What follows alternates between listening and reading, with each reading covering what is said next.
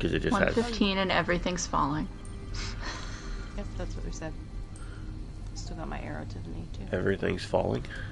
Everything's falling. Yeah, because the name of the update is Fallen Banners. Yeah. Oh, yeah. I saw that. Okay. Looks like I'm actually live because I just got the notification. That's why I put that note at the top. Check streams to make sure they actually are live. I'm glad you did. Because sometimes it says on the console that it's streaming. But then when I go to get it, it ain't there. It just ain't there.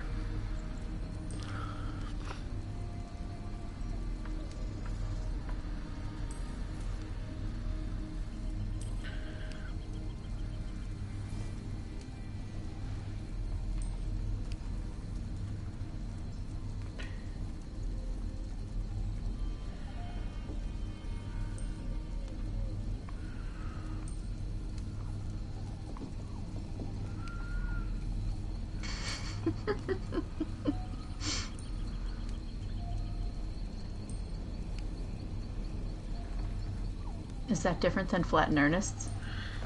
Yeah, slightly. Okay. Just slightly. Is that the opposite of Flat and Earnest's? No. Well, depending on the interpretation of that, one might say sure. Okay. Are we ready to start? We have been. Oh, my bad. I've been talking muted this whole time. I'm ready. Of course. Okay.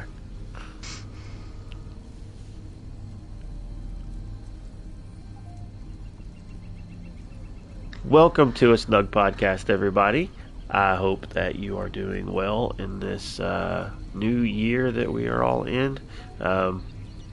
Pretty crazy. 2025. It's wild. Anyway, I'm Never Separate, and with me, as usual, is Gwen the Bard. How are you? Hello. I'm good. Yourself? I am doing okay, I reckon. Reckon is one of them southern words for alright. So in Skyrim talk, I'm gonna say I have had to shovel the past 2 days in a row because it hasn't been enough snow to use the snowblower, but it's been enough snow I've had to shovel the sidewalk. And that's what I get for complaining on Friday night that we weren't getting enough snow. I earned that. Nice. There's also a Gone Crazy back soon. What's up? What's up? Nothing much. Just hanging out we're back in our other snuggle pod here. We're away from the wintry stuff and back to being a little more cozy, if you will. Were y'all in a different one last week? For Yes. most of the winter. Okay. Yeah. I mean, we thought about sticking it out through the that's winter, right. but the winter holiday's over. Yeah, New Life yeah. Festival's over. So, yeah, the winter one's still there. It's still accessible. I still have it in, like, the homes if people wanted to go hang out and read lore books. But we're going to start doing the show back in this one for now. I knew that. I just had a moment. I was thinking a different one that we're normally in when I wasn't here last week. But, yeah, because we've been in that other one for a little bit. But I am here vocally, but I just had a thought and I'm going to go take care of it. 1 second. all right. So I am here. Nice. You meant you're going to go take care of a thing in game. Yes, I said I'm here vocally. Yeah, I'll be right back. I thought you we meant can keep talking. I thought you were like. Don't be alarmed. I thought don't you be were. alarmed Thought that you I'm were disappearing. here vocally, but you were going to just carry your headset with you and go do something else. No. I got you. I had a thought. I think I gotcha. finally realized something. Oh. Did it hurt? Did it crush your mind? Shh. If Nobody's- it worked, I'll tell you. Nobody's going to get that reference, I'm pretty sure. Somebody might. If anybody got the thought crushed your mind reference, let me know. But anyway, yeah. So, all right. Well, we're back. We got some stuff to talk about. They've dropped some news on us this week with some things and Things and stuff and things. things and So junk much. and stuff and whatnot. And more to come tomorrow. More to come tomorrow. Is tomorrow the stream that we're gonna talk about? More? We're getting No, more? we've already had that. Okay. What else I was do we thinking need to this- learn Stream already about? happened. Okay. Well, the PTS notes will drop tomorrow. Oh, yeah, and yeah. I'm sure there will be more than even what we know, because there always is. There's always stuff in there, like little whispers of what they're looking at.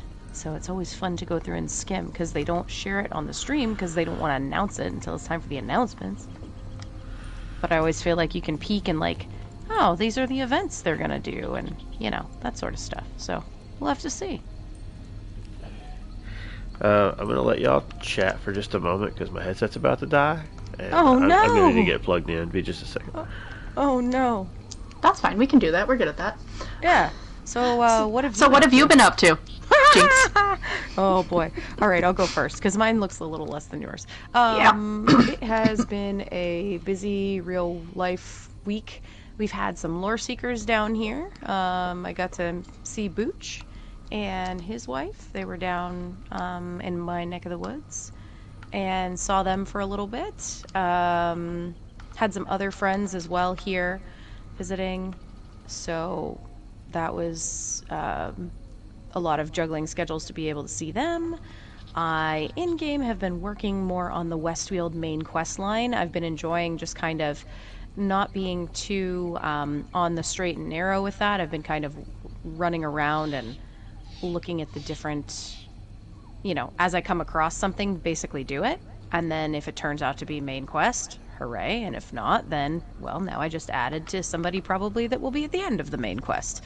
So, been doing that. And then the only other thing of note that I did, other than show notes for Lore Seekers this week, because that show's tomorrow, is I did a big inventory clean out post New Life. I was like, I have no space. I am constantly dealing with my inventory being full, and I can still only get rid of stuff like 10 to 20 things at a time, and then I'm full again. So I went ahead and I went through and I deleted a bunch of Imperial Charity writs and the other New Life ones that were in there, and then, you know, cleaned out some gear and basically just cleaned my inventory the best I could in the short amount of time I had. So it's an ongoing project, but I do feel like I finally have a little bit more space in my bank and a little bit more space in my bag. So that's that. Proud of you. Yeah. I still got to do it on PlayStation even more. Like, I have not had a chance to just, like, sit down at my PlayStation and do it. I did my inventory clean out on PC the other day when I was, like, at work. I started it because I can take my laptop with me. But unfortunately, my work connection doesn't always let me remote play, which really sucks. So I wasn't able to do anything on there, so I have to do it when I'm at home. So, and my focus is a lot less when I'm at home because obviously I have a small person running around wanting my attention. So I feel you there. Yeah. So what have you been up to? What haven't I been up to? So I'm still playing Legends. I started the Dark Brotherhood storyline without taking the time to learn the mechanics. I opened a ton of card packs. I got Queen Irene, no Cicero, yet. Been favoring the Alduin deck, but I got totally thrown for a loop during, there's like this one quest line where there's a party, and there's a high elf, and you're in disguise, and you have to use a sub deck because you're pretending to be someone else. It's just actually, it's basically like if everyone settled all of their disputes playing Tales of Tribute. That's what the vibe I'm getting from playing Legends. If everyone settled all of their disputes playing Tales of Tribute, which I think is great. So then on the playing Elder Scrolls Online though front, I started recording, not live, when playing with Kiddo, because in true toddler fashion, she does fall asleep while, you know, we're walking the main roads with the ambulance and music maxed out. I tried just doing that while like killing bad guys so I could try to like level up Zenith Var, which is why he did not reach level 20, because it did not work. Because I kept being told, don't kill my bad guy friends. So no, not the bad guy friends. Yeah, you can't kill her bad guy friends. So now we're working our way through walking through Western Skyrim, which it's too cold to walk outside here for casual walks right now, yay IRL Skyrim. So it's been actually nice and relaxing. And then I managed to partake in Undaunted Friday this week, and we were indeed actually daunted by the Oathsworn Pit on Vet. And this is where I say I am grateful that my friends who only do vet things and are score pushers and stuff don't listen to our podcast, because I really feel bad admitting that. And I DPS'd. I am still DPSing. I'm getting better at it, and our healer was really good. I only actually needed to keep on my emergency heal, which is also technically a damage dealing move because I was playing my warden. And yeah, that's pretty much it. I still can't find that dang fire. I went to go look for it. I couldn't find it. I thought it was in another house. This one house that I put all the lighting things in, and it's not in that house. So now I'm on my way back, and that's everything I've been up to. What about you guys? Or what about you, Never? I have never been doing anything in game this week or so. So, not a lot to talk about. I did have some snow here. Was off of work Friday because of it, but it wasn't anything super crazy. It pretty well melted by the next day. But I did have a close encounter of the crazy universalist type. And by that I mean last week I wasn't here because my family went on vacation to Universal Studios, and I was real close to crazy people, but didn't actually get to see them. But I know. It was just real close. It was a close encounter. It's because it's because everyone had the Nahat flu. Yeah, sickness, and then my kid got sick the last couple of days. I think she just had some like mild food poisoning or something. She was just getting sick in the middle of the night and through the next day, but like nobody caught anything from her. We were all in close proximity, so I think she just ate something that didn't set well. But anyway, and then since being home, I just haven't really had a ton of time, so I won't drag that out. We can get into some newsy things, although I might have to sneeze. Oh no. Newsy things. Newsy things. There's some newsy things. I'm just gonna keep saying it. Our first newsy thing, 'tis over, sadly. Womp womp. Is that better? Yes. That's your elk. Your input got swapped, I think, for you. Yeah, it did. It did. Yeah, that happens all the time. Yep. I was about to turn you up, and I'm like, wait a minute, I know what happened. Okay, we'll just start over. Anyway, how's everybody doing? Just kidding. Yes, there was an elk. There was a little bit of a challenge with this thing. First thing in the news, sorry, let's backtrack for a second. First thing in the news is there was an Nvidia promo.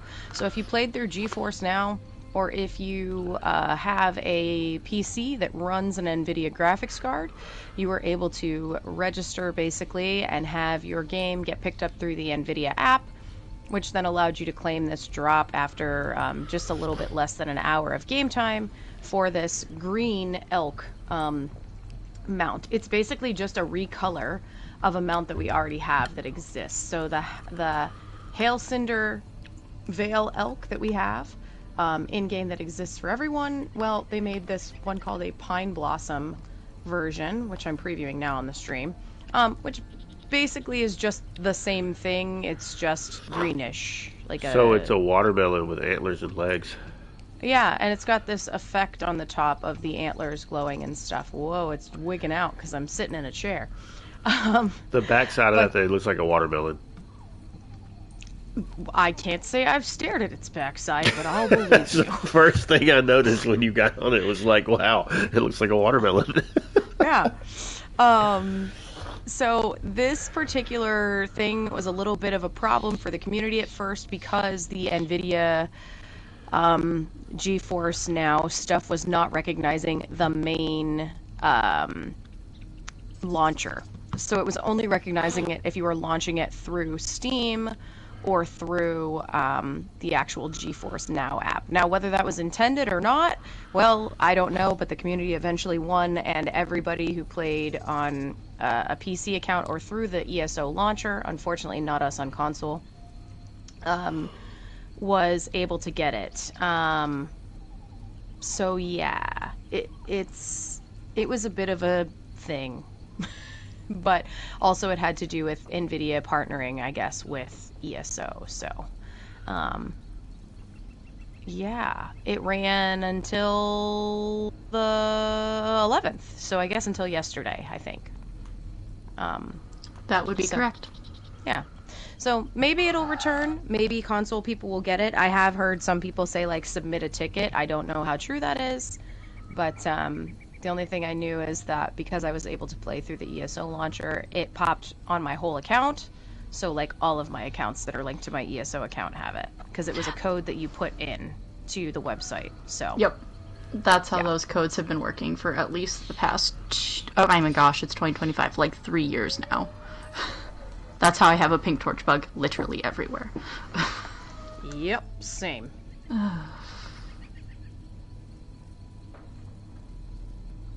Let's move on.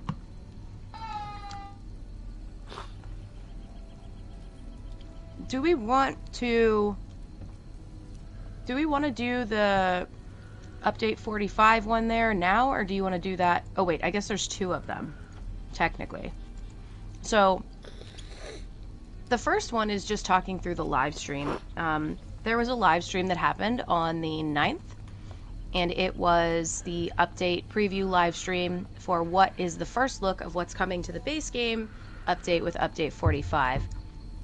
So on Thursday, Jess Folsom, Gina Bruno, Mike Finnegan, who's the lead encounter designer, and then Brian Wheeler, who's our lead combat and PvP designer, sat down excuse me, and did one of the ESO from home live streams and talked through some of the things that were in the studio director's letter. Now, they didn't talk through everything, and of course PTS is dropping tomorrow on Monday the 13th, so more people will learn a lot more significantly then.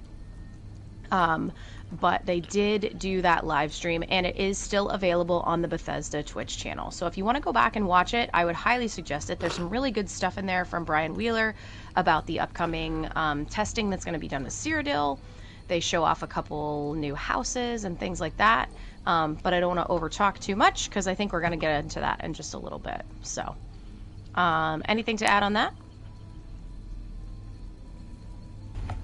No, I didn't actually see the stream.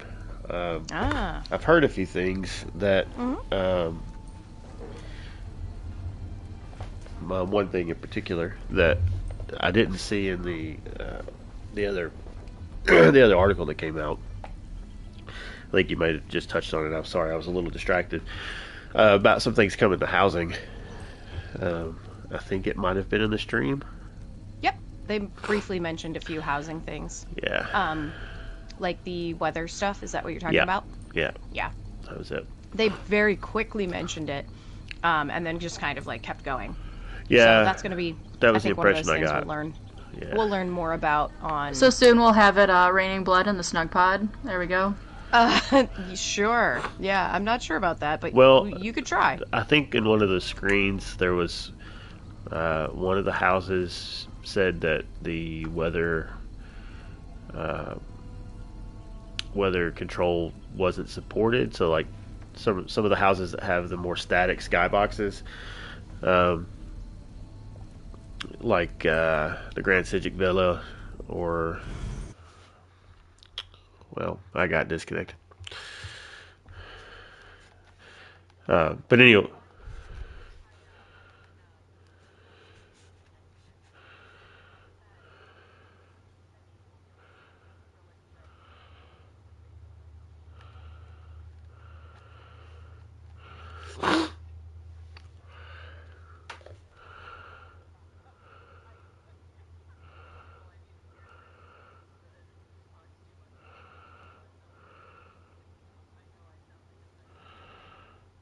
It's okay. We know your Dark Brotherhood tendencies. Oh, goodness. Okay, sorry. I got put in a queue. That was weird. You've been a naughty cat. I guess.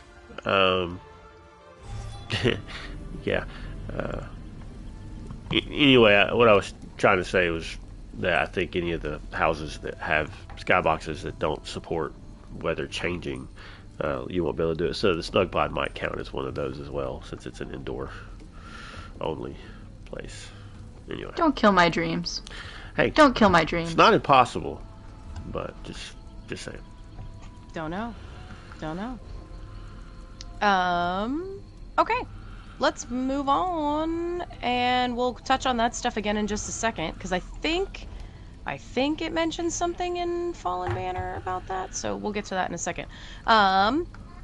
New 2025 Morphing Collectible has made its debut, and by made its debut, I mean they did an article on it.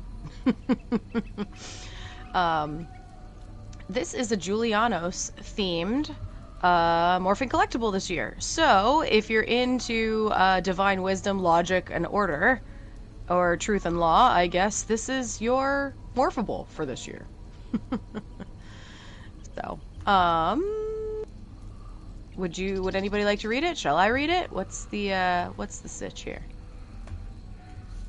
I suppose I can read that if you want. Sure. Go for it. If I don't get kicked out again, Alright, cue the article instead of cueing me. Sorry. May Julianos favor you with the new 2025 Morphing Collectible. Show your devotion to the divine Julianos with this year's Morphing Collectible, the Stone Wisp of Truth and Law.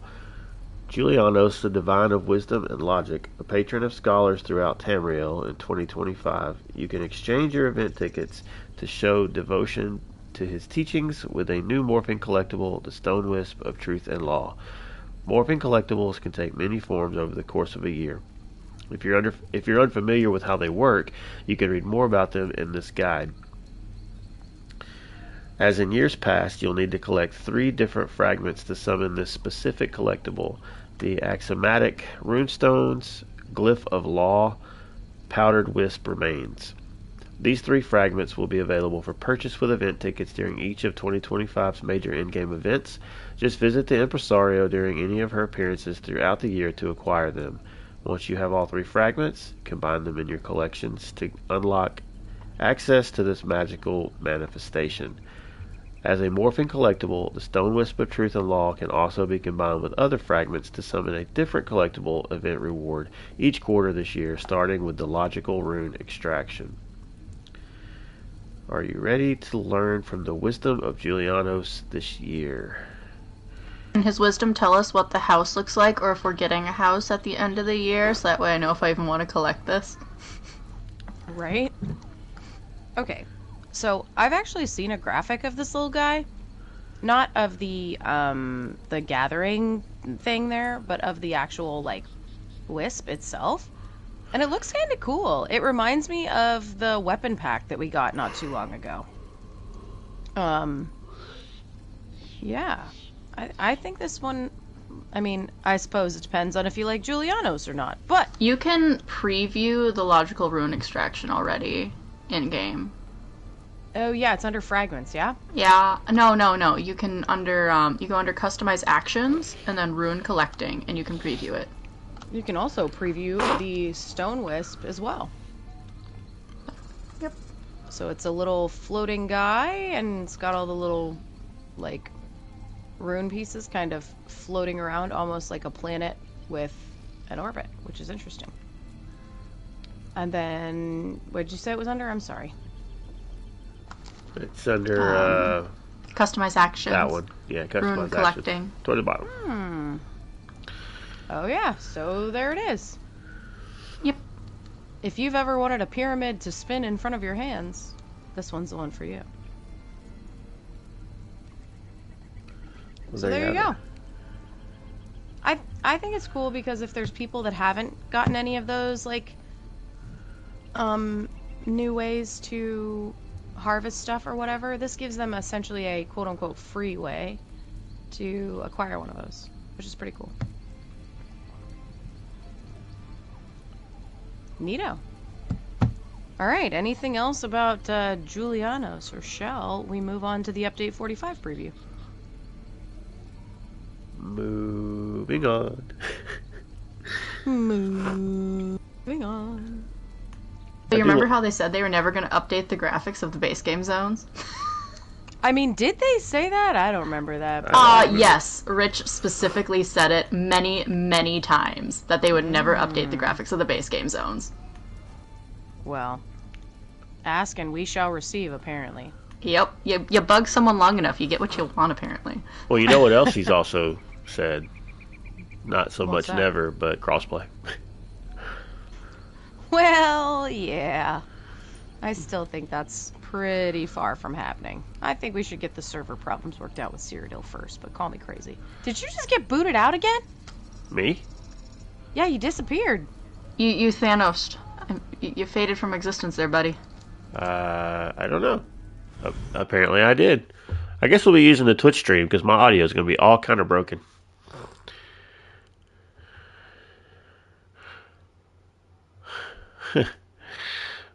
Yeah.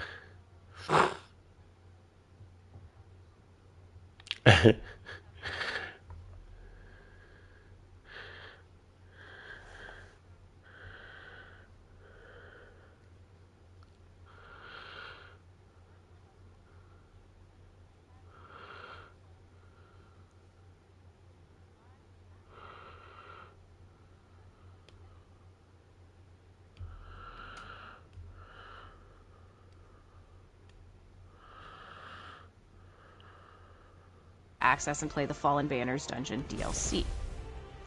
Fallen Banners. Kicking off the year's adventures and challenges, Fallen Banners introduces 2 new 4-player dungeons for you and your team to explore. The first one is called Exiled Redoubt, and as the continent spanning the Alliance Wars continues to ravage Tamriel, the Imperial battle mage Lucilla needs your help in investigating the mysterious disappearances of its soldiers. Join Lucilla in infiltrating the stronghold of the once proud House Albus and discover a plot that threatens to condemn the people of Cyrodiil to endless war. In Lepsaclusa, which is the second dungeon, the moth-free sanctuary of Lepsaclusa is besieged and the Elder Scroll it protects is threatened. You and your allies must defend the moth priests and their precious relic from the sinister Orpheon the Tactician and his army of deserters. Defend the sanctuary of Lepsaclusa. Both dungeons will feature their own unique storylines, characters, challenges, including unique boss battles, and secrets. Complete these dungeons and you'll also discover unique rewards, including item sets, collectibles, and achievements available only in these encounters. As mentioned above, if you wish to tackle these 2 new Alliance-themed dungeons, you'll need an active ESO Plus membership. The dungeon DLC will not be available for purchase for crowns at launch. Update 45. Arriving in tandem with the Dungeon DLC is the Update 45 base game patch. This free update includes a host of changes and improvements that all ESO players can enjoy. The Cyrodiil Champions Test Campaign. Update 45 introduces the early stages of the new Cyrodiil Champions Test PvP campaign. When playing a Cyrodiil Champions Test campaign, you and your fellow players are locked to specific class builds, including abilities, attributes, and items. This test allows us to monitor how the server reacts to simplified abilities, with the goal being to collect data and help us plan for the future of Cyrodiil and abilities. During this test, 7 set Cyrodiil champion classes are available, and access to some features are blocked, including Crown Store provisions, items not included in the class templates, and more. During a Cyrodiil Champions campaign, all competitors are at equal power levels. It all comes down to skill. Note that with Update 45, we are only just beginning to test the Cyrodiil Champions campaigns. Expect a full rollout with greater options and a more polished experience in the future. We're also doing a starter zone refresh. The starter zones of Betnik, Stros Mackay, Bleak Rock, Balfoyan, and Canarthy's Roost have all undergone a makeover, bringing them more in line visually with the detail of ESO's recent additions such as Westfield or the Telvanni Peninsula. These starter zones have received improvements to their terrain transitions, materials, lighting, and atmosphere. Signs and banners have been positioned to better highlight services such as crafting or banking locations, and lighting has been adjusted to better define important paths and other areas of detail. With the addition of more organic clutter and props, various portions of the zones should feel a little less sparse and more lived in, so go check them out. Quality of life improvements. This base game patch also features a host of quality of life improvements to the game. This includes an improvement to the initial mount experience by significantly increasing their starting movement speed value, without dramatically increasing their top end speed. The team has also reworked specific craft green champion stars so that they no longer need to be slotted for you to benefit from their effects. Finally, the team has also increased the visibility of the value of the Mundus Stone boons, including reminders as to when and where you can find them. This is just the series of a start of general improvements to the player experience in ESO, and keep an eye out for even more additions and tweaks like the above throughout this year's updates. A realm in chaos. Tamriel is besieged on all sides, and the people of Cyrodiil need heroes no matter what side of the conflict they're on. Are you ready to take up arms and defend the Moth Priests of Lepsiclusa or the Forgotten Soldiers of the Three Banners War? Are you excited to learn more about the various updates coming to the overall experience? Let us know. So that is their release that follows up the basically the ESO live that they did on Thursday. Thoughts? Alright, so we'll go down this in order here. So the dungeons at launch, the whole being a part of ESO Plus only at launch. The at launch, yep, 1, apparently that's a huge controversy right now. 2, you gotta ask yourself, if you don't have ESO Plus and you're not a fan of ESO Plus, is trying to get the top leaderboard score push thing at launch the most important thing to you? If it is, then maybe you should sign up for ESO Plus for a month. If not, you could probably skip it and be fine and wait for later. Just because of how they worded it, the at launch. If it wasn't for the at launch, meh. But yeah, there we go.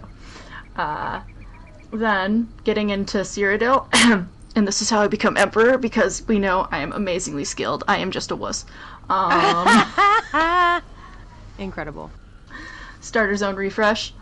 Everyone, if for some reason I decide to ever stream again, everyone's just going to see me staring at the water again. That's all it's going to be. I'm just going to be walking around Orden, harvesting wood, staring at water. That's going to be it. Quality of life improvements. I'm really excited to see what they actually do with the champion bar. I've heard it and it makes sense, but once it rolls out and I feel it, then I'll be excited. Those are my thoughts. Yeah, the champion bar thing is exciting because it means that crafters won't have to swap back and forth when they're harvesting and stuff now. Yeah, is there not? I feel like somebody I saw had a video going over this when it was like some of the stuff was first shown or announced or whatever, and they had the specifics on which ones weren't going to be slottable anymore. List. Okay, I have a list. Hold on. Give me like 2 seconds and I'll get it for you. Because Jess did read it on stream. Okay. So the things that will now become passive and no longer need to be slottable: Meticulous Disassembly, Plentiful Harvest, Treasure Hunter, Rationer, Liquid Efficiency, Homemaker, Professional Upkeep, Infamous, and Cut Purses Art. So basically, your deconstruction green tree things, your gathering green tree things, and then your liquid efficiency, which is you make more potions, right? Or you have more potions, they last for longer, something like that. And then Cut Purses Art, I think, is where it's cheaper to... Is that where it's cheaper to... Was Master Gatherer on that list? Plentiful Harvest, Meticulous Disassembly, Treasure Hunter, Rationer, Liquid Efficiency, Homemaker, Professional Upkeep, Infamous, and Cut Purses Art. Not War Mount or Gifted Rider or... No, because they're already increasing the base game stats by a significant amount. Oh, the mounts, you mean?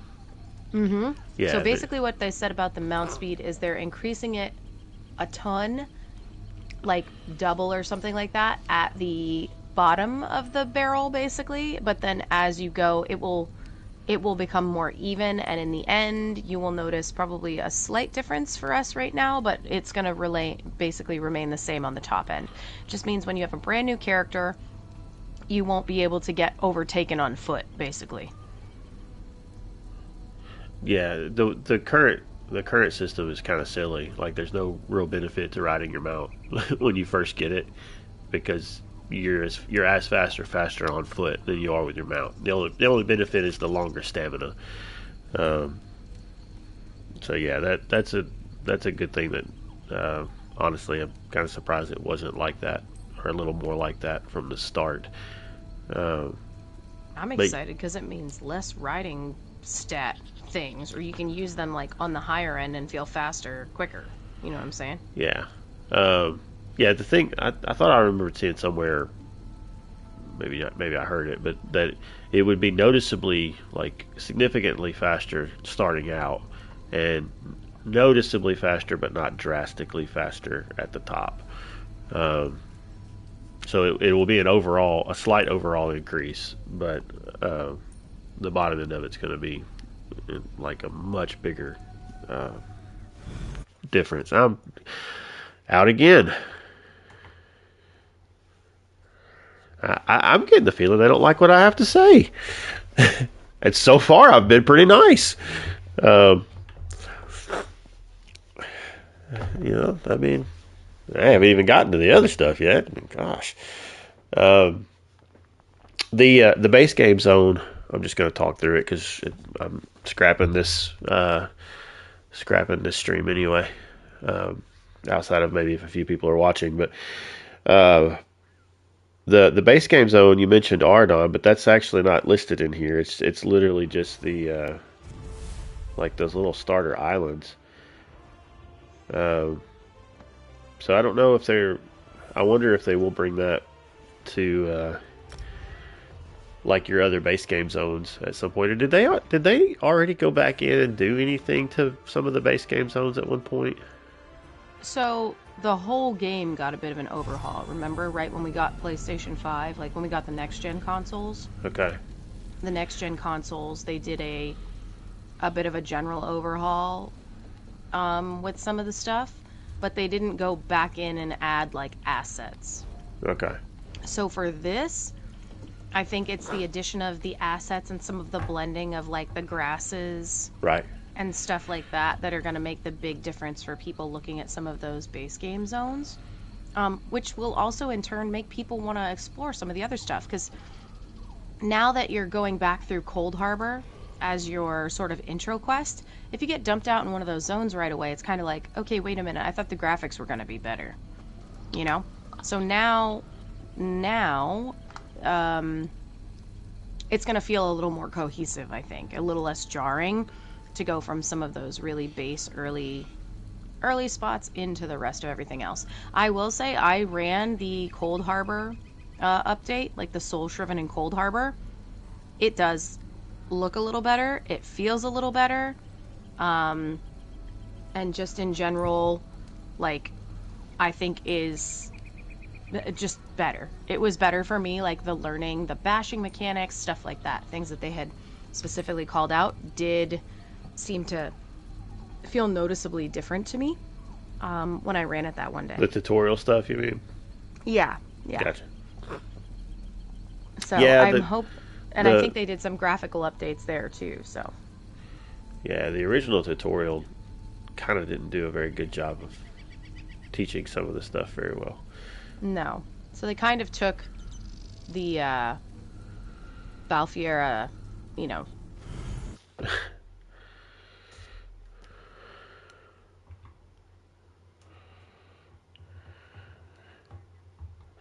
I feel targeted.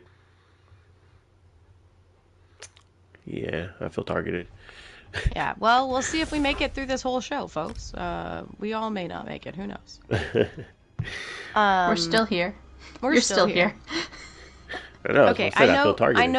I know that you feel very a certain way about the dungeon DLC situation. Do you want to cover that after we kind of chat Cyrodiil for a second, Never? Or... That's fine. I was going to say that just regarding the zone refreshes, that I've always been a little bit partial because I started out in Aldmeri Dominion to Canarthy's Roost, so it'd be kind of neat to go in and see that touched up. So anyway, I was gonna add that, then I got booted again, so got distracted. So you'll also be running around staring at the water. I'm more interested in staring at the lights. Yeah, just like seeing where they kind of build yes, in. kitties chase laser pointers. This is true,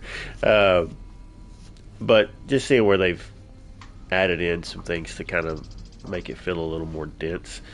Some of the screenshots they showed, just like I think it might have been in Canarthy's Roost, like the ship having more stuff around it, like that. You know, just nice little touches there.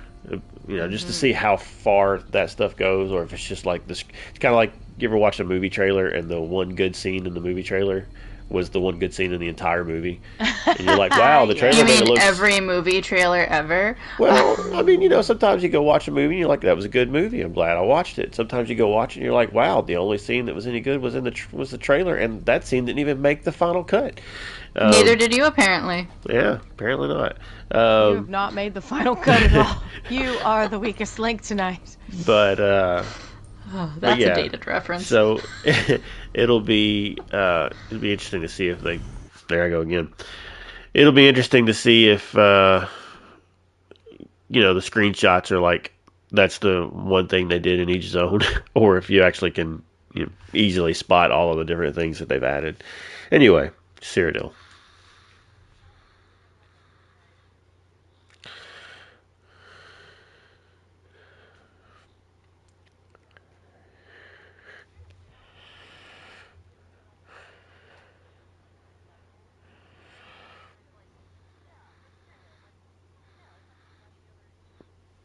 Oh, because you said Cyrodiil. You said moving on to Cyrodiil. Okay, I'm sorry. I'm doing great.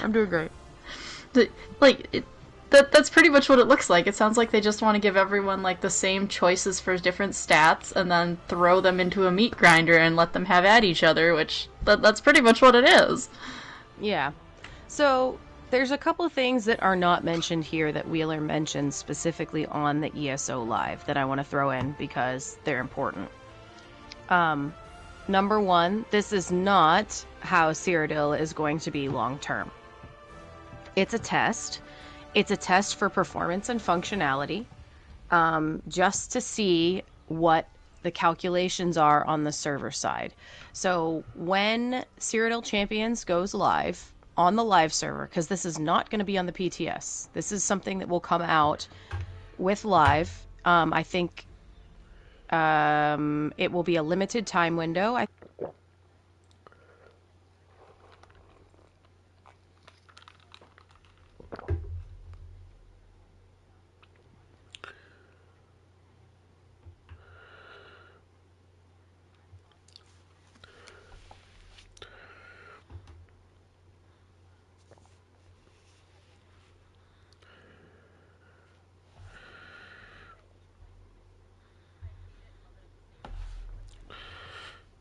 I think people are going to be really pissy if they're in a queue, or I think they're just going to be like upset if things are just running amok. But I also think this is where they have to start to figure out what the heck is going on.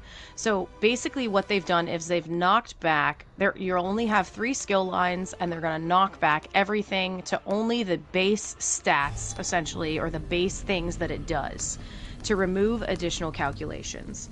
The reason they are doing this is because they want to see if removing those additional calculations changes what calculations are being done server side and running through the pipeline.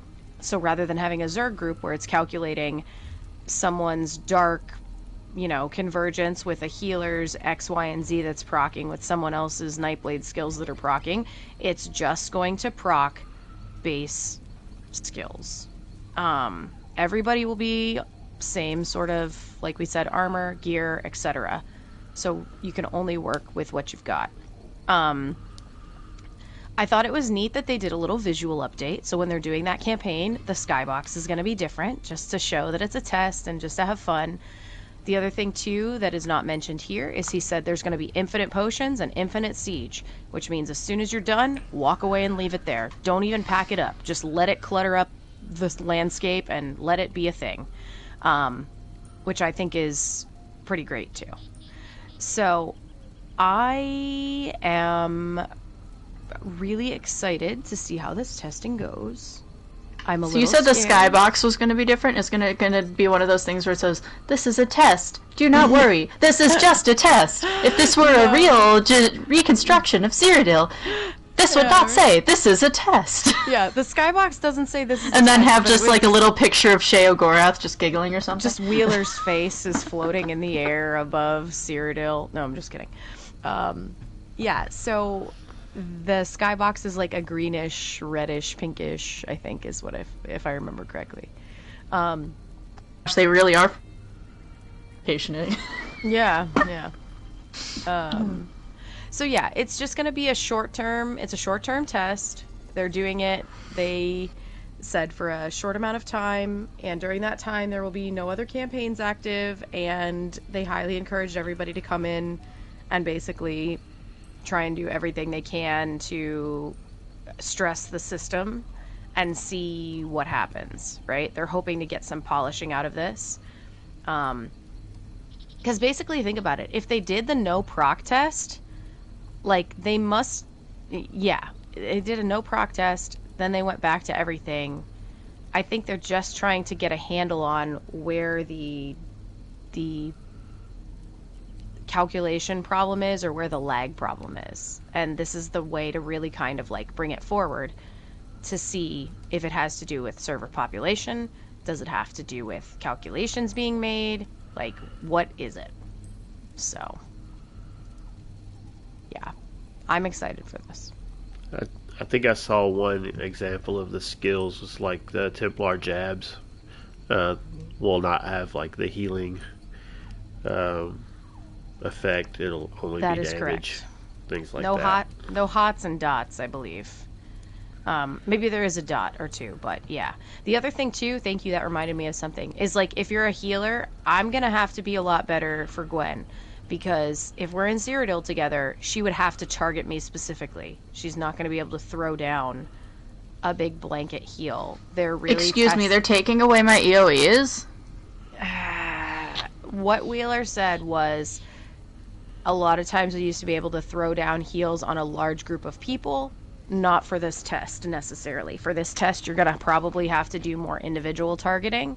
And I think that's, again, to look at the performance issues and to determine whether that is affecting some of the performance problems.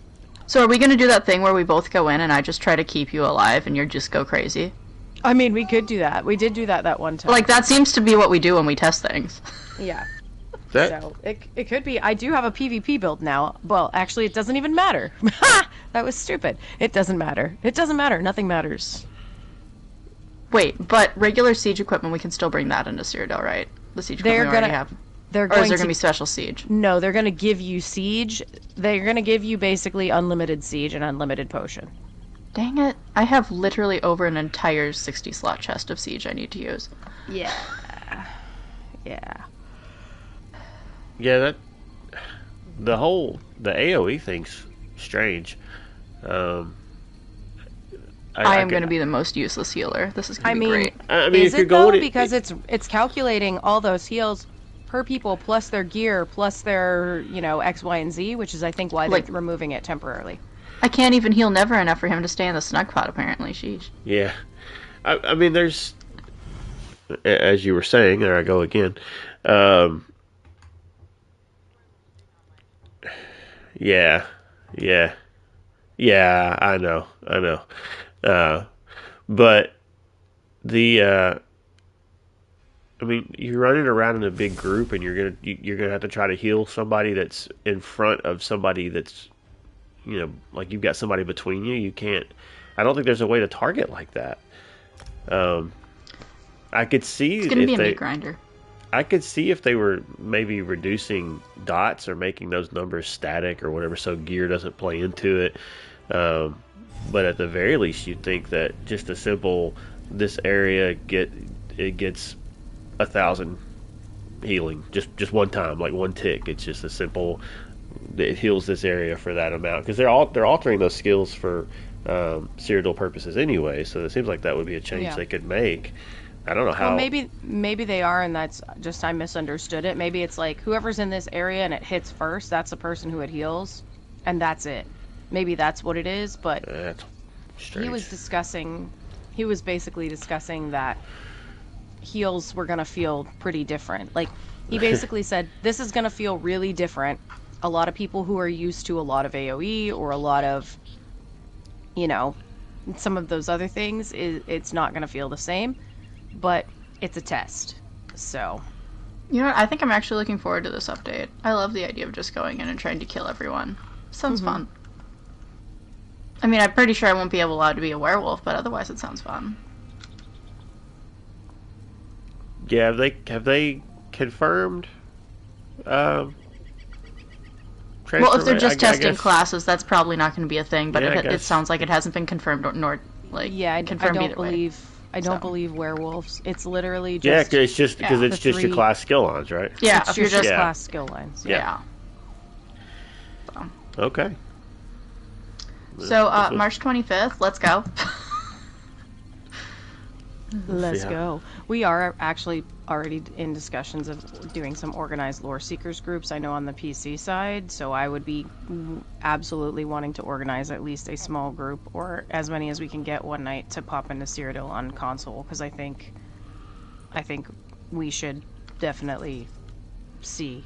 And if I can get it in both spots, I'll know if it feels different in the two places, so... Well, you have a whole 15 days on PC before it shows up on console, which initially I was going to be pretty fight.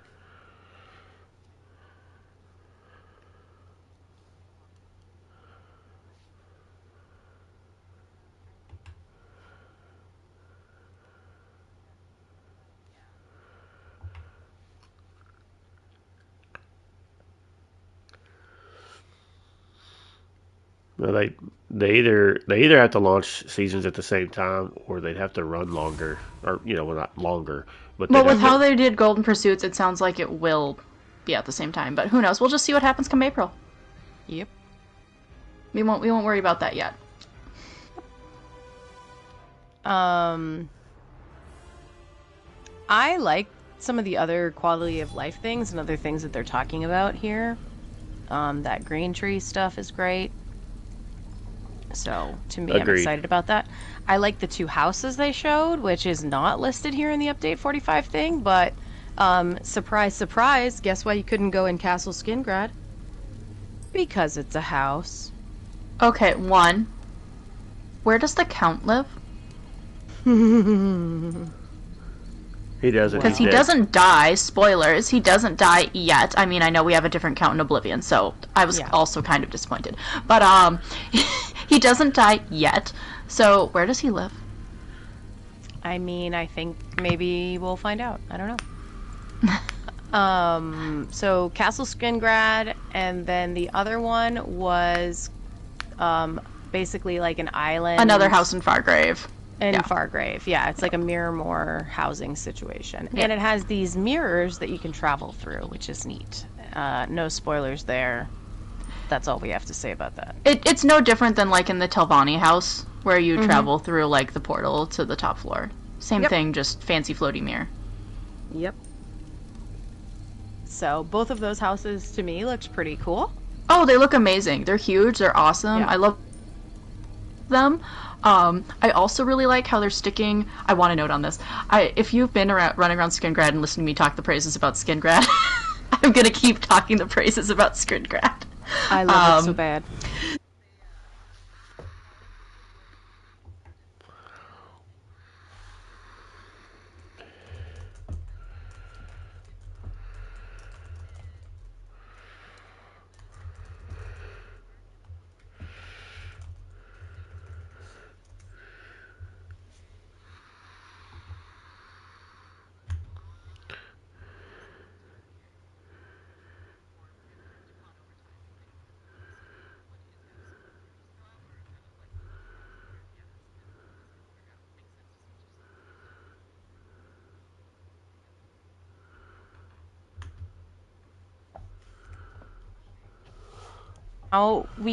we should probably, unless there's anything else to say, go back up to the dungeon DLC thing and the big old elephant in the room, I guess. What you said, Gwen, and what you mentioned has had the community a little bit up in arms today since, well, not even today, but the other day since this was posted. And that is the whole thing at the top that says, while the Update 45 base game patch is free for all players, and ESO Plus membership is required to access and play the Fallen Banners Dungeon DLC. Which is not any different than normal, until we get down to the bottom, and it says, as mentioned above, if you wish to tackle these 2 new Alliance War-themed dungeons, you'll need an active ESO Plus membership. The dungeon DLC will not be available for purchase for crowns at launch.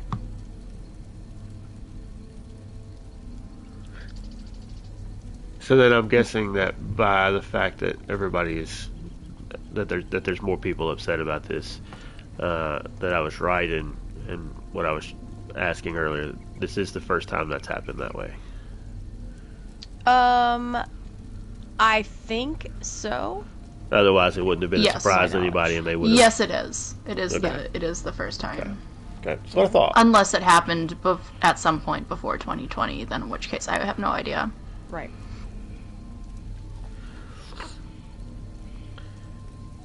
Okay.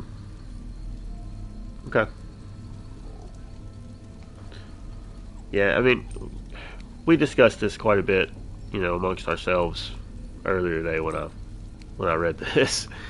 So I don't want to beat on that too much, but I guess for the sake of sharing thoughts with listeners. Yeah. For me, it's the sake of the show. It wasn't to make you dredge everything up again. But I think you have some good points, as did Sasquatch, as did probably Gwen and I. So I think I didn't contribute anything to that conversation earlier. No, and that's what I'm saying. Perhaps I just logged in and was like, "Oh, there's 37 comments that I missed. What happened?" This happened.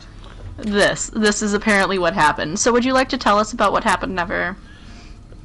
Yeah.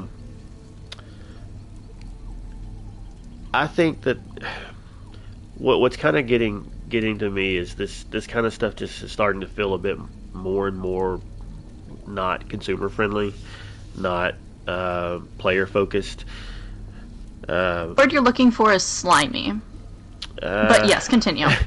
Yeah, I mean, I don't like being the doom and gloom kind of guy. I just, but just given all of the stuff that we've already talked about, in the past few weeks with seasons and the fact that we're not getting chapters, so the content, the amount of content's going to change. They're losing a monetization model in the chapter releases, so they're going to have to try to make that up somewhere. I've heard people here and there. I don't know where they get the statistics. I've heard comments here and there, and maybe it's just people blowing smoke, that their suspicion is that ESO subs are dropping, that fewer people are subscribing, and so to take something that's always been available to purchase with crowns, or the day that it launches, so that if you don't have a sub, you can still buy the content and play the content, and then to suddenly shove it behind a subscription. So now, instead of me just being able to buy content, and I understand the argument of we don't own digital things, whatever. I mean, I understand that.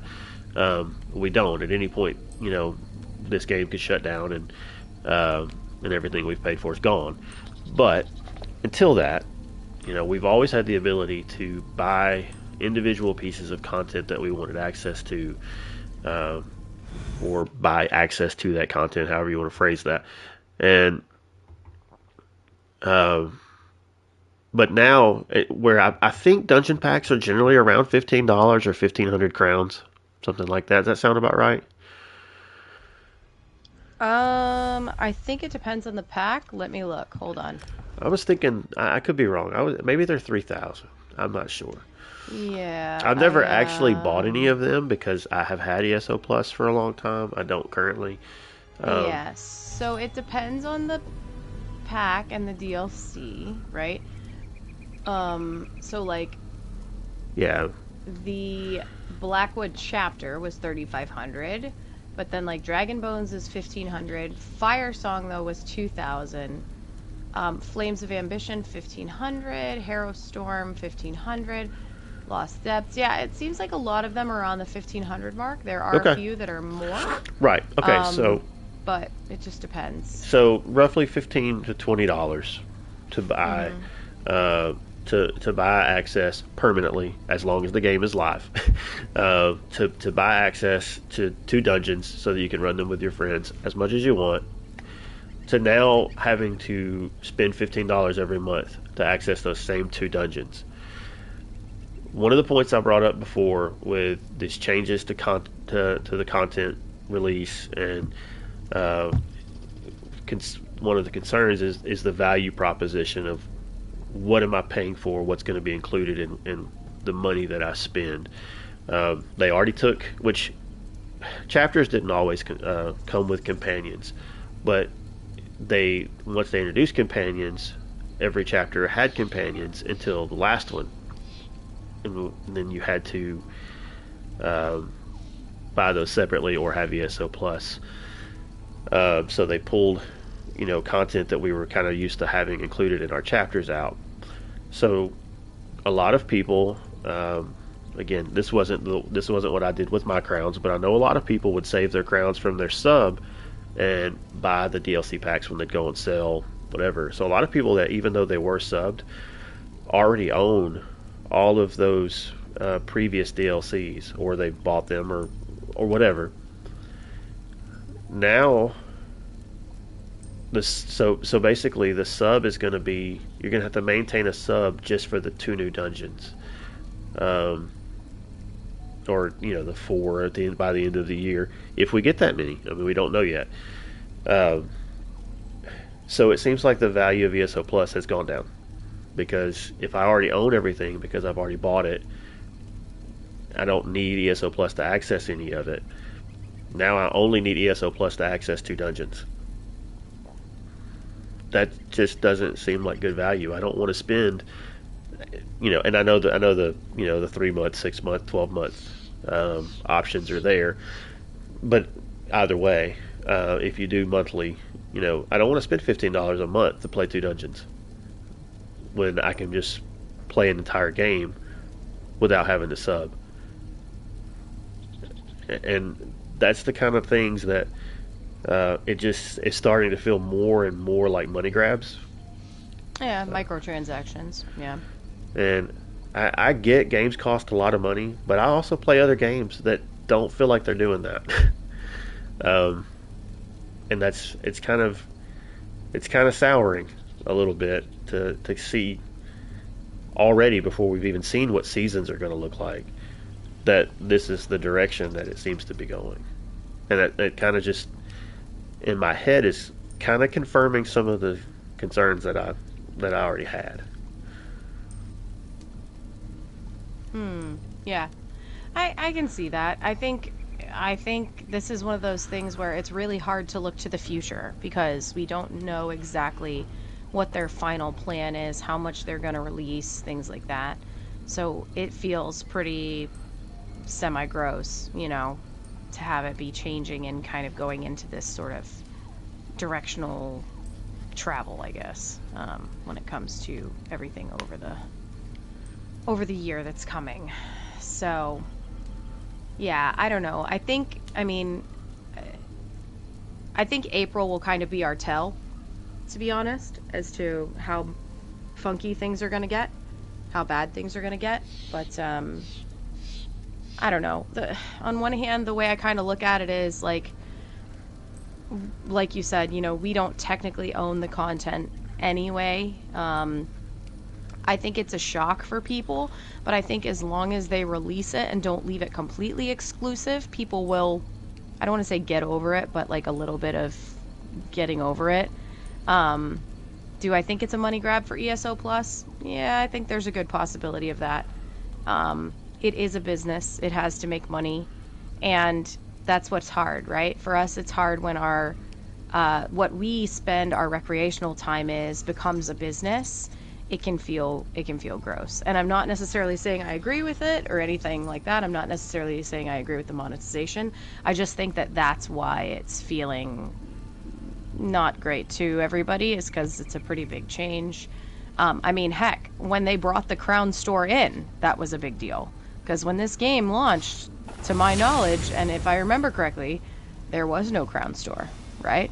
So, I remember that being a thing when it came in as well. And I feel like that's kind of a similar thought process or similar route that we're currently having with some of these things that we're talking about. So,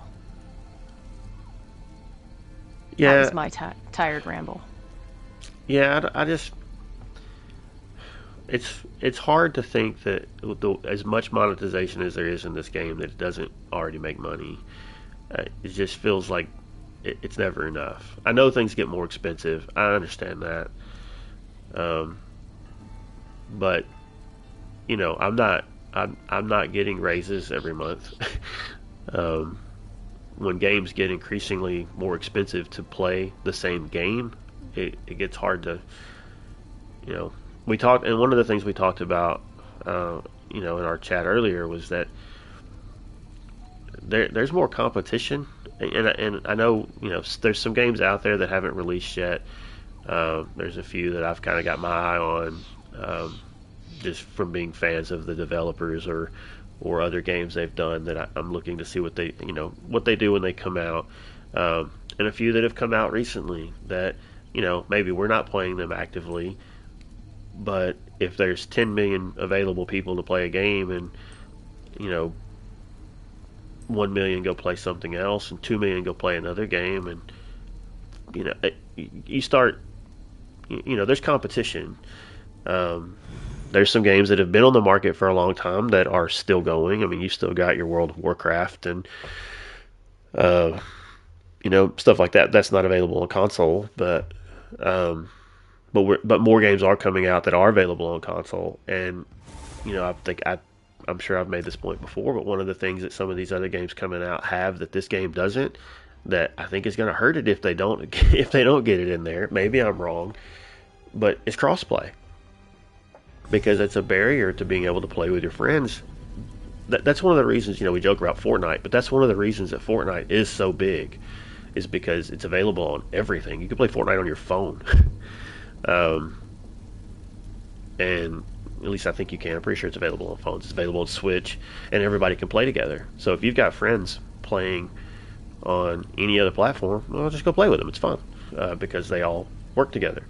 And a lot of the newer games are coming out, and they're adding that. They either launch with that function or they are going to incorporate it sometime in the future. So it makes it easier to go, well, you know, I don't have to own the same system as you do. We can still go play that game together, you know. Yeah. And I get that. Oh, sorry, go ahead. Well, that's fine. I see a lot of things out there that it's like there's games out there that are doing things that they're not trying so hard to put their hand in my pocket. That are competition, that when I feel like every time I turn around I'm having to swat somebody's hand away, it just, you know, the word Gwen used earlier.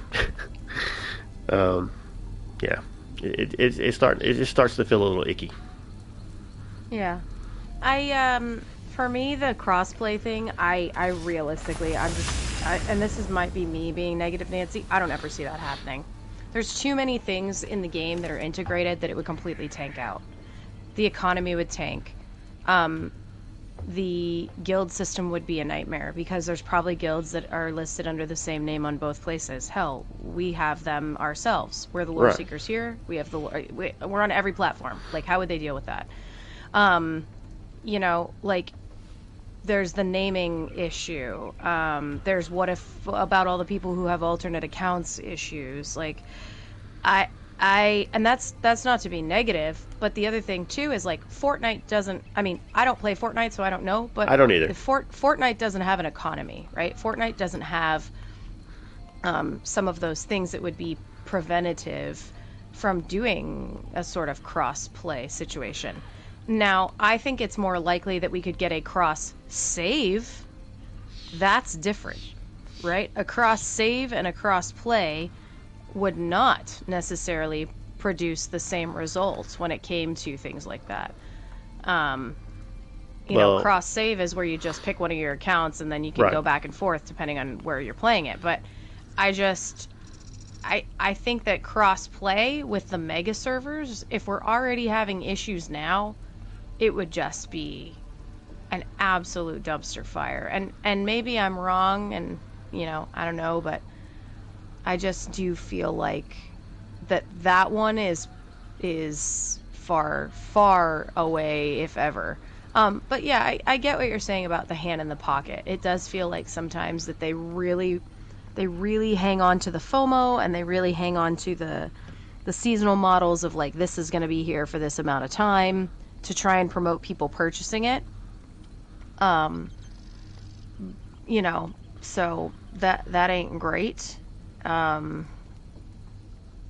But at the same time, the way I look at it is, I think one of the reasons that it is hard for people too is, I think sometimes ESO is one of the only games that I know of that in many ways truly feels like it could be its own RPG and also an MMO, right? Like, it is very much both of those things.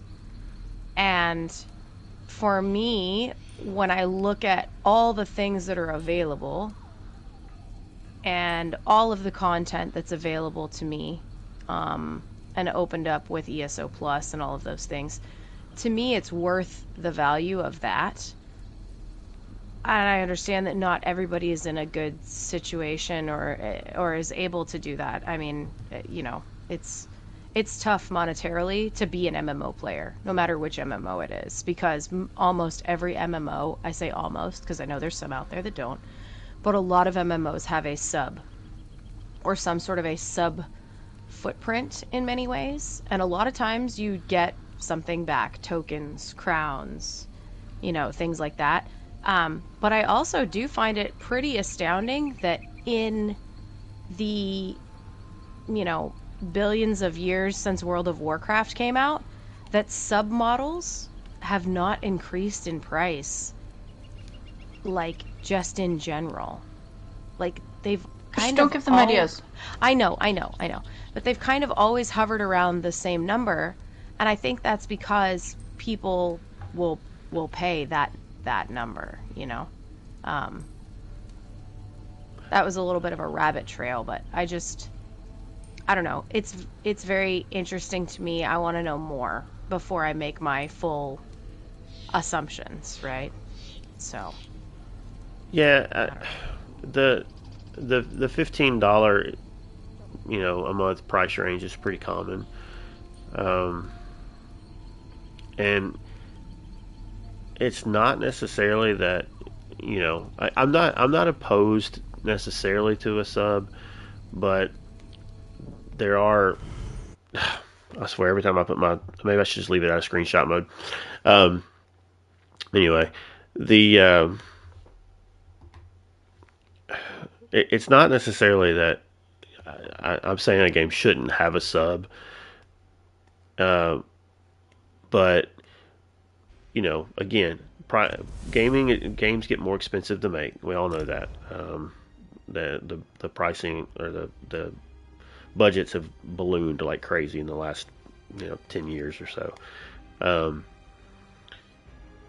But a lot of games spend a lot of money on producing a game, and they sell it to you one time. 60 and now 70 is the current price, because prices of you know, high-end games has gone up. It's $70 now for a lot of them. Of course, a lot of them also try to sell you their $80, $90, $150 super premium. This has got all the extra little goodies, packages, and whatever, but they sell it to you the one time. And then that much of the game is yours. But when you sell me the game, and then you want me to sub, and then you want me to pay, you know, buy crowns, and which I think I've always thought the Crown Store pricing is absolutely absurd, and not just and to be fair, that's not an ESO thing. I think pricing on those kind of things, the fact that you buy a single item that costs more than the entire game did, just never set well with me. I think that's silly. I can buy your entire game for $60. You want me to buy a house for $150? That's a model that I can go out into the world of the game that I already own and see the exact same model, but now I just get to call it mine. It doesn't make sense. But in full disclosure, I saved my crowns and bought one of those from my sub. But you know, to just spend the money to buy it, that just always seemed kind of insane to me. But you mentioned, going back to a comment you made about how ESO feels like it could be a single player RPG as much as an MMO, right? ESO currently doesn't have a mandatory sub, but this almost feels like trying to tiptoe into that area. And I don't know if they'll go that route or not. So I won't say that that's what's happening. But let's just say, for example, again, you own all of the current content prior to these next 2 dungeons that come out, and you've 100%ed all of that. And short of creating another character and doing all of that content again, you have no more content to do that you haven't already done. And now, for what we can only really assume, we don't know, because they haven't fully told us everything. But if we're going to get less content throughout the year, now I'm going to sub to get access to new content, but less of it. And then they're probably also going to want me to pay for some sort of battle pass or something. I mean, it's coming. I don't know what it's going to be, but there's something coming. But yeah, again, I feel like I get on these tangents, and I don't want to beat them to death, but the thoughts just kind of flow out of my brain. Yeah, Probably out of my ears. I think it's an important conversation to have.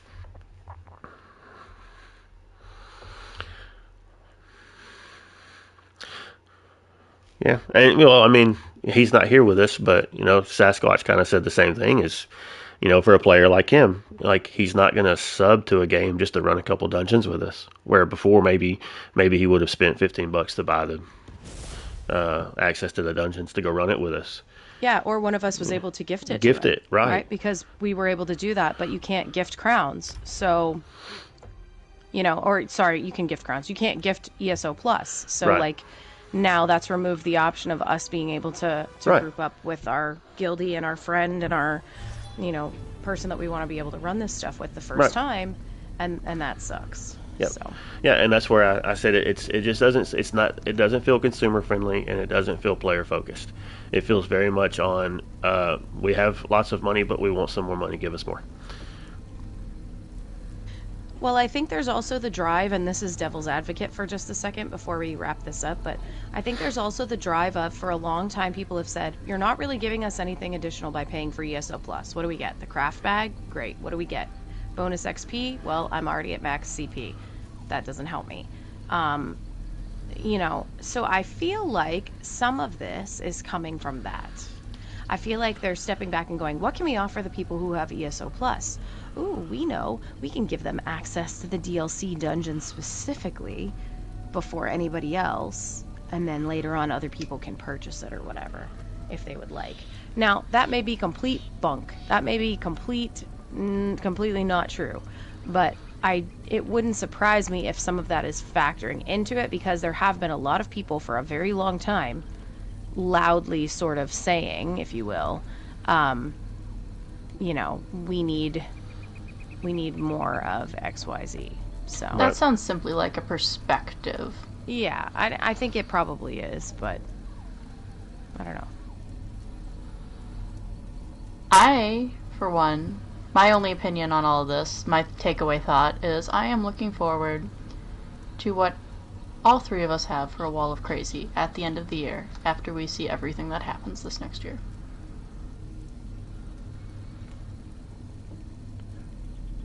That's my takeaway thought on all this. I love that. Sorry, I was muted and I was trying to decide if there was anything else I needed to say or wanted to say on it, so. Well, when crossplay does get announced, I get a big old told you so, told you so, told you so. That's fine. That's fine. You will. I will. When crossplay gets announced, I will take my character and I will do that emote where they're just like worshiping you or like bowing. You know. Look, that's what. I don't know. I can promise you that if that ever happens, that I will greet you that way. I don't know that there's any way to do this. I'm not a developer. I don't know coding. And I don't know if anybody at ZOS even listens to our show. But if you do, and you can run this up the proverbial flagpole to whoever it needs to get to, my suggestion is you don't have to worry about the economies and the guilds. You can keep those things all separate. There are games that when you play crossplay, they show like a little symbol next to the name to indicate which platform they're on. You can keep everybody's with their same names. You can put a little PlayStation logo next to mine, so if there's a Never Separate on PC, they have a little, computer symbol next to theirs, whatever. You can keep trading, specific to the individual platform they're on. We just want to be able to play together. I don't care if I can go sell stuff in a guild store to PC players, but maybe I want to play with my PC lore seeker buddies and just go run the same dungeon, or go do trials together, or just go quest together, and they get their loot, I get my loot, whatever. We don't have to be able to trade it. I don't care. The economy stuff can be kept separate, but just figure out a way to let us play together. I've seen games that close and open and merge servers, so I don't know. I just, again, I'm not a developer, but it just seems like it should be possible, and the fact that they've never outright completely just said no, just not right now. Anyway, yeah, I'll stop.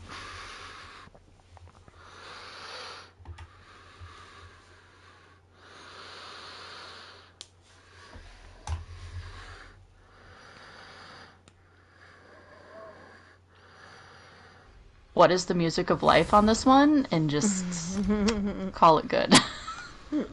Oh man. Oh goodness. So that's update 45. I had my doubts, but I threw them out. Now it's just exiled readouts. Oh my gosh. Wow.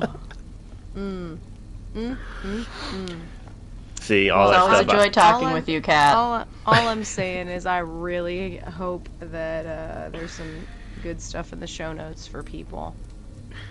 Yeah. Nods up and down. Yeah. So can I talk about no more murder hobos yet? No more murder hobos. Yes. Well, yeah, really, yeah. You can do no more murder hobos. I'm tired. No more Nerbit. No more. No more Nerber nomos. No more Nerbert. Is it safe to say you didn't think about what NPC you would travel with if you could travel with any NPC at all this week? Considering you forgot that was a question from last week that we both said we were going to think about, I'm going to go with no. I definitely did not remember that. Nope, sure did not. I think I travel with Ross. That's kind of what I said last week too. But I like Ross. Always have. Partial.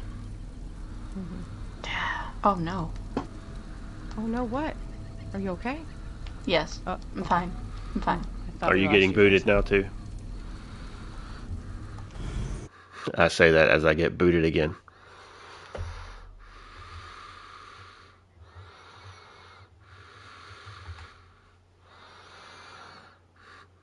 I'm sorry. Oh no, same time. Actually be the Rip.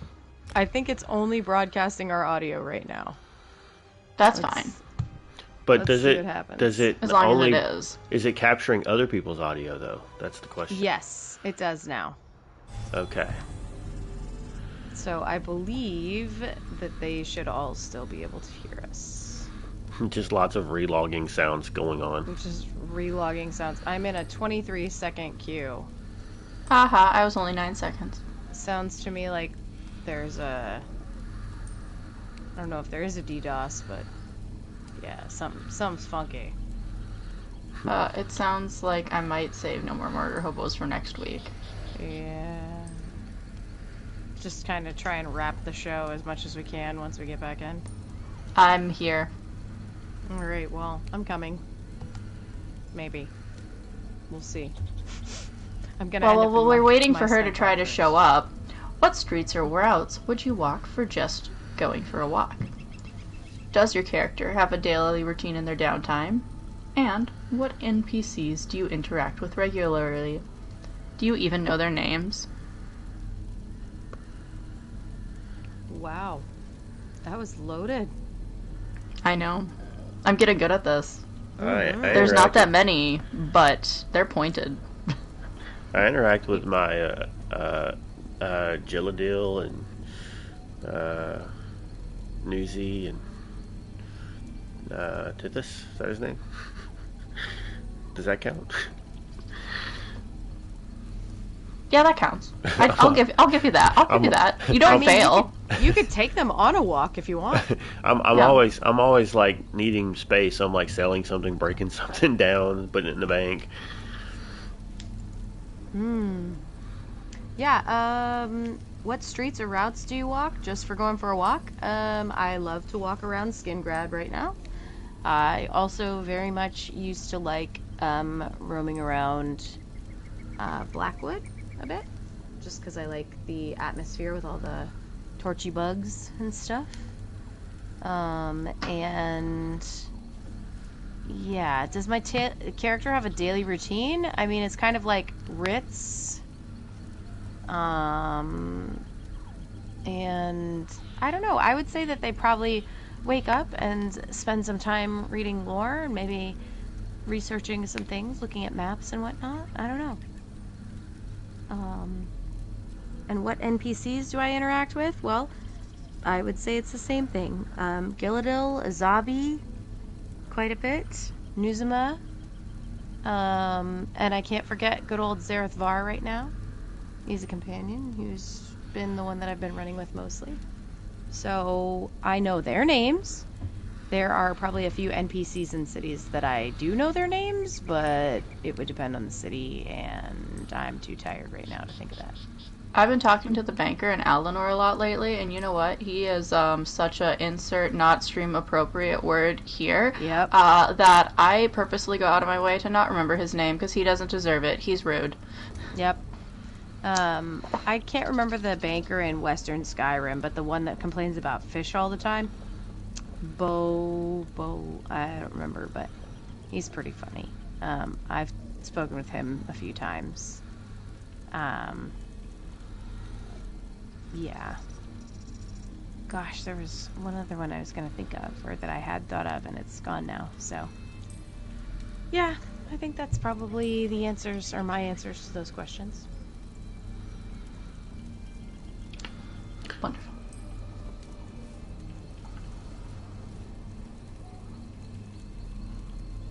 Never? Do you have anything else you want to add? Don't all of us talk Sorry. Right. I was like, wow. Ember would be another. I didn't think about. Yeah, Ember. I like Ember. She says lots of funny things. She sure does. She's yeah. As far as streets that I walk, not so much. I tend to run around on my island quite a bit. Just, running and jumping on platforms that I've built. I guess that's the cat in me, just climbing stuff.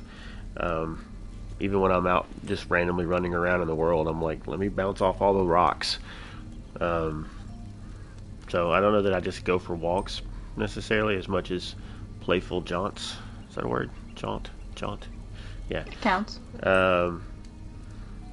And I think my daily routine would be, when I have time to have one, is collecting all the things I get sent in the mail, and then realizing that I can't carry anymore, and needing to do something about that. This one sounds like you've got some experience at that. Yes, I do. Billy. But oh man. That's it for me. about you, Gwen? Anything to add to that? My bank spaces are down to 49 out of 240, and my player capacity is down to 55 out of 116. So I'm really proud of that. Be proud of me. Beat that. That's wild. I win. Yeah, you definitely win. I'm not even close to that. I win inventory scrolls online. Max CP right there. Yeah. On inventory management. Yeah, you are.